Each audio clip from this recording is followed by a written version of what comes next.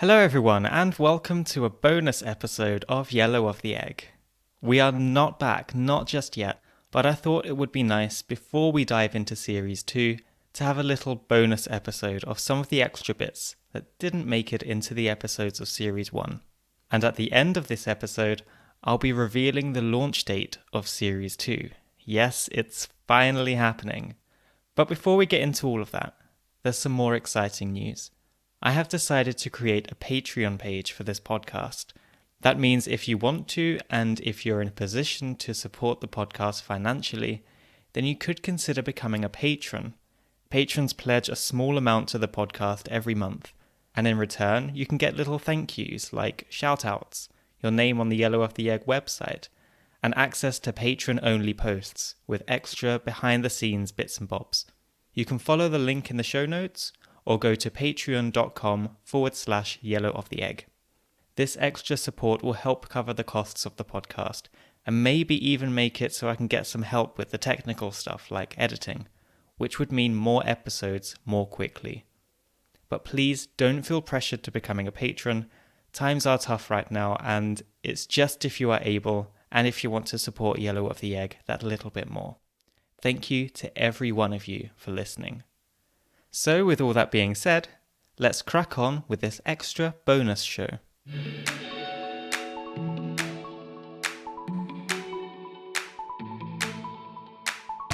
This is Yellow of the Egg, the podcast where we piece together the German language bit by bit.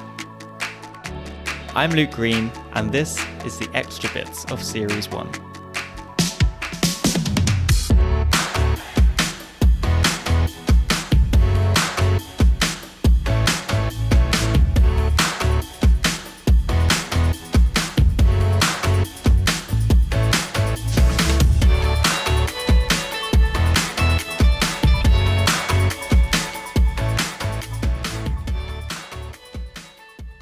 Episode 2 with Barbara Soukup and Frauke Rüdebusch, and we're talking about language and the coronavirus.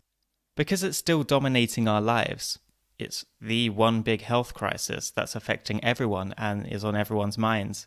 We just assume everything is about corona now.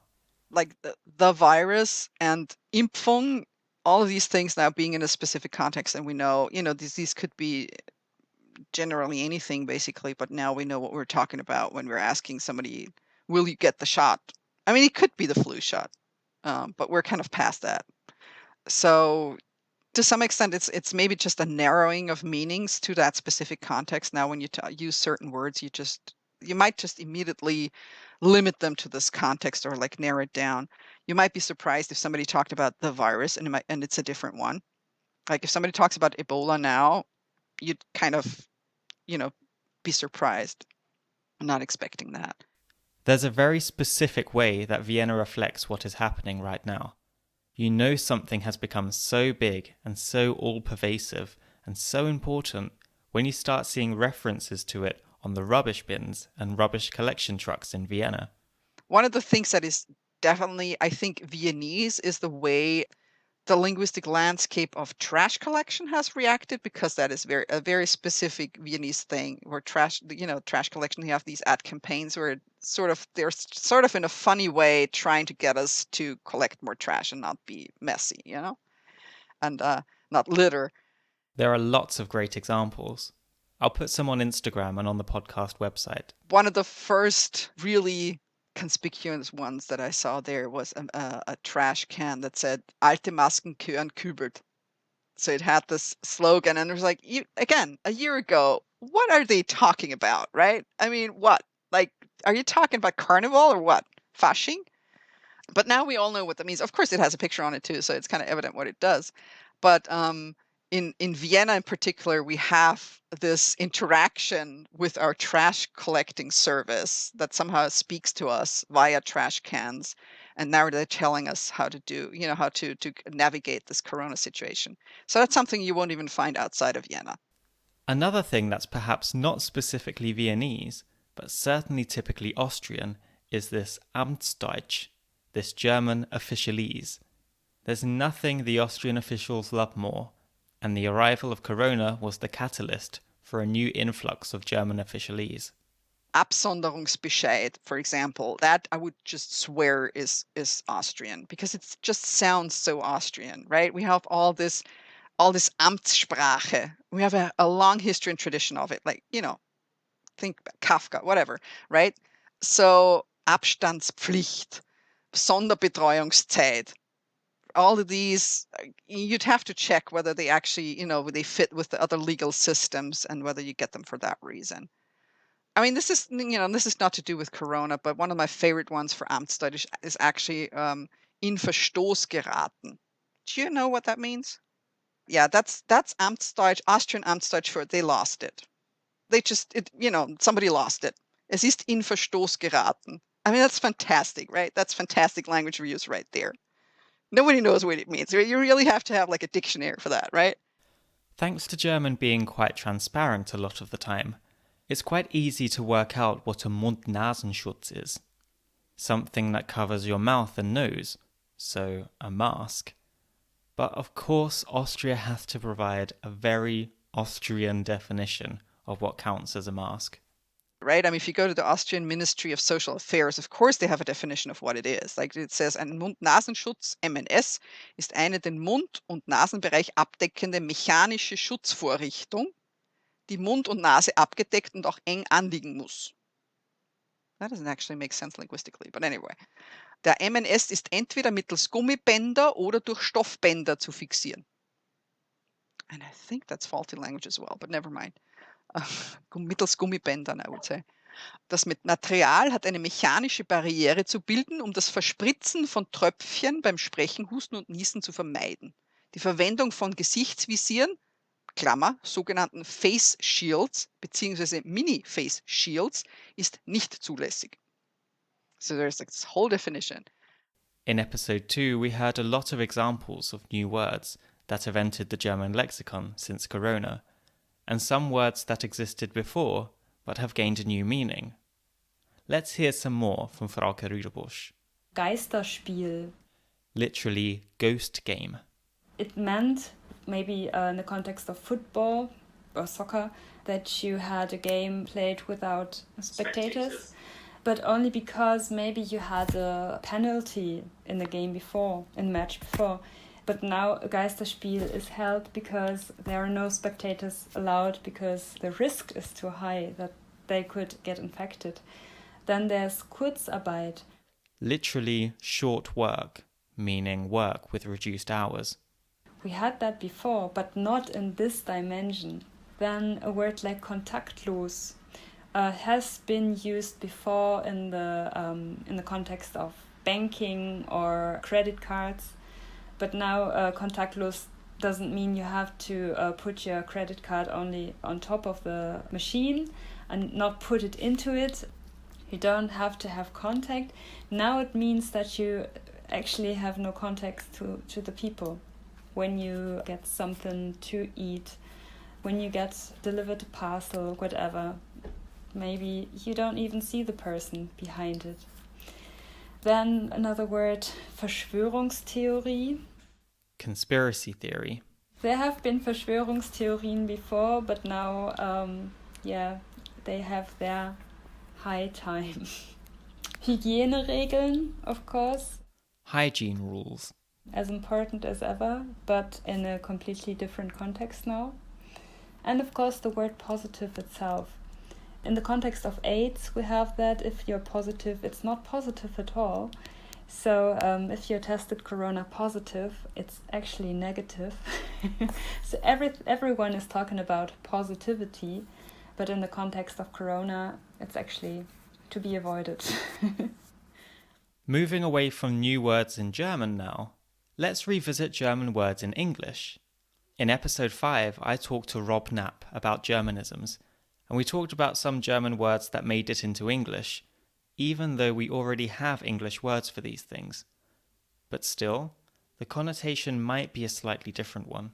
For example, one can say rucksack or a backpack, but the two words have slightly different effects on one's audience.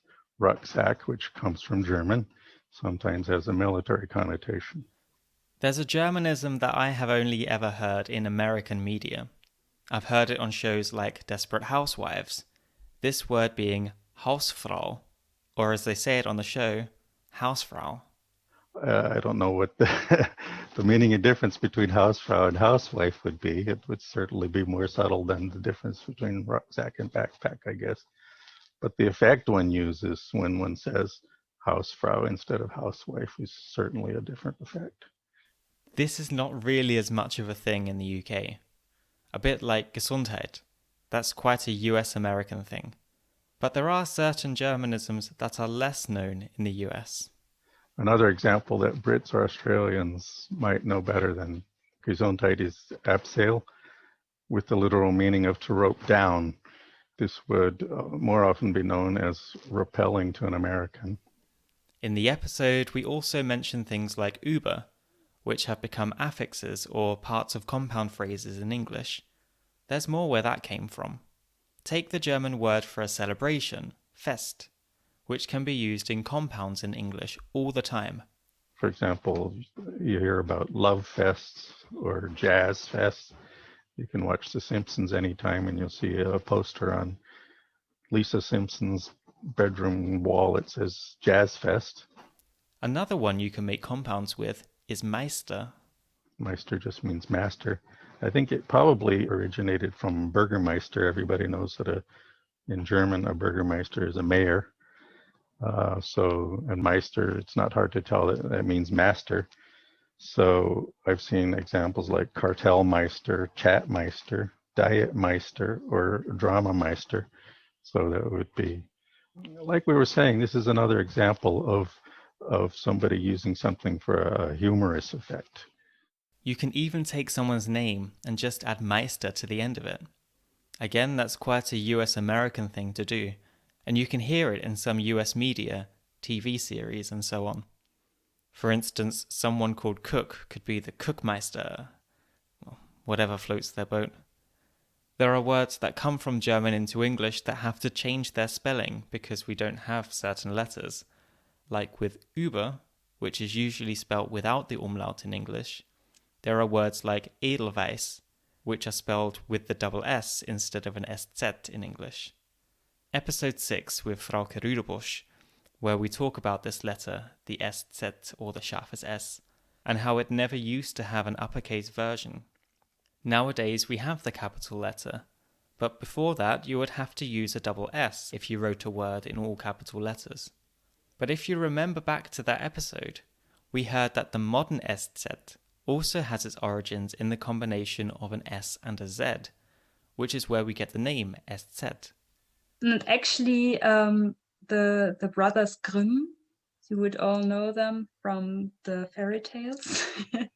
They have written a dictionary, and in their dictionary, all their lemmas they have written in capital letters, and they did not use SS, but they used SZ, as they knew from the Gothic language, the Gothic script. So it actually was discussed if SZ should become S and Z in capital letters, but it was eventually decided to use SS. And now we have the capital SZ. Although, as we spoke about before, it does look a lot like a capital B. And to people who aren't familiar with the SZ at all, even the lowercase one can look like a capital B. I've seen people write German words with a B that should have a scharfes S. You can't simply replace an SZ with a B though, since there are pairs of words that only differ in this one letter. Like Scheiße and Scheibe, they are two words that exist in German. The latter, Scheibe, has many meanings, including slice and window pane. If you follow the podcast on Instagram, you will have seen a post I made a while back about the Lady Gaga song Scheiße, and on Spotify it's sometimes listed as Scheiße with a scharfes S, and sometimes as Scheibe with a B. But there's no context. Who would know that Lady Gaga hasn't written a song called Scheibe? I wouldn't put it past her to actually have a song called Scheibe. Scheibe, Scheibe, Scheibe, Scheibe, Scheibe, Scheibe, Scheibe, Scheibe, Scheibe. So that happened. That isn't actually a Lady Gaga song. Scheibe has so many translations in English, it's not as easy as just translating words one to one. And there are lots of words that don't really have a translation at all. Going back to the very start, episode 1, and Lisa Hlawaty tells us about some of these tiny little words that not only don't really exist in English, but also don't seem to have a great equivalent in other varieties of German. Just recently I was talking to some friends, German-speaking friends. One of them is actually from Germany, and she told me about things that she discovered when she came to Austria, like the use of leicht in questions, which she only found out about when she came to Austria. In things like, hast du leicht schon Hunger? Where the leicht doesn't really have a specific meaning, but it shows the attitude of the speaker, like the surprise, the criticism, like, can it really be that you're already hungry? But formulated in a way where it's not so explicit. And things like that. She said there's no real translation in German. That's just a particularity of Austrian German. And there are plenty more of these little words. Or the use of the use of ja, wir haben ja schon darüber gesprochen. You can throw a ja in the middle of a sentence to express that something is obvious or ought to be obvious.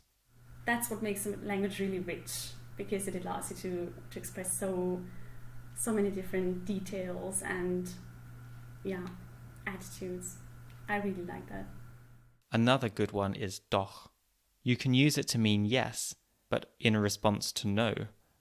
So if someone says nein and you want to disagree, you wouldn't say ja, but rather doch. But again, this can function as one of these little words in the middle of a sentence that doesn't really have an English translation. Think of a sentence like, Komm, sag doch deine ehrliche Meinung. This doch doesn't have a direct translation. It just adds this meaning that perhaps the person didn't want to share their opinion, and the doch is added to express that the person should change their mind. It has so many different meanings in different contexts, though. We can get by without it in English, but it's super useful in German. And it's so important. I can't really imagine not to have the word. And also eben, I remember that my philosophy teacher at school, he said that we were not allowed to use the word in his class because it doesn't have a meaning. And especially when you were doing a revision of the last class or something, people just used to say lots of ebens because it's just also a word that gives you something to say if you're not really sure. And that's what he wanted to prevent. But it does have a meaning. And it's really hard if you're not allowed to use it, because then you want to use it all the time. Yeah, definitely one of the fascinating words of German, of Austrian German. If there's not a translation for these words, how can learners learn them? The only thing you can do is give lots of examples and see if the person gets the meaning of it at some point. But then you also would have to deal with a person who's really into the language and wants to understand, because they can just not look up the meaning of the word in a dictionary. In episode 8, I spoke to Sarah Heinz, and we talked about another issue with translation, this time with the English word home. We had words like Zuhause, Heimat, Heim, Daheim, all having different connotations and ways you can use them. Heim and Daheim are so similar, but they are used in slightly different ways. Well, they're used differently in terms of syntax. I would say, da bin ich daheim. So this is my home. That's where I'm at home. Whereas heim is more in verbal constructions. Ich gehe heim. You wouldn't say, ich gehe daheim. Ich bin daheim, ich gehe heim. Oder ich fahre heim. So that would be, I would say, the main difference. But the emotional attachment, heim and daheim, are, I guess, the same. In this episode, we also talked about words that have more negative connotations, and even connections with more right-wing politics, and worse. Because of this, there are some people who think that certain words should be taboo. I mean, the most obvious baggage comes with Heimat, definitely, because it's so connected to the national context of bordering practices of exclusion, genocide, etc. And propaganda, obviously. But I don't think that saying that a word is taboo is actually helpful for a cause. To forbid people to use this word or that word, I think it's rather far more productive to say we have to be aware of the baggage that comes with the word, and to be aware of the sometimes sneaky emotional effects that campaigns use, but to say that it's a taboo word, you shouldn't be allowed to use it apart from obvious racial slurs. I mean, there are some words that should not be used, where it should have a consequence if people use them.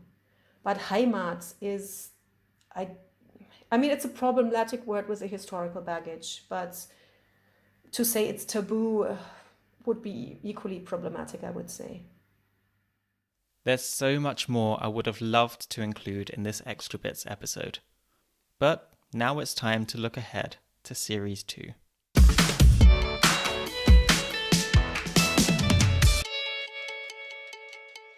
Series 1 was so much fun to make, and I learned a lot from speaking to all of my guests. Which is why I'm really excited for Series 2, which will launch with 2 episodes on Tuesday, the 1st of February 2022. Put it in your calendars, on Tuesday the 1st of February, there will be 2 brand new episodes of Yellow of the Egg waiting for you in your pod feed. Series 2 will have more episodes, and this time there will be a new episode every second week. So we're no longer weekly, but every 2 weeks. This way we can enjoy Series 2 even longer. So thank you once again for listening. Remember to subscribe to this podcast or follow it or whatever your app of choice lets you do. And if you want to become a patron, you can find the link in the show notes. Instagram is @YotePodcast, that's YOTE podcast. Facebook is @YellowOfTheEgg. Email is yellowoftheegg.podcast@gmail.com. See you all on Tuesday the 1st of February for the first 2 episodes of Series 2. Macht's es gut. Servus aus Wien.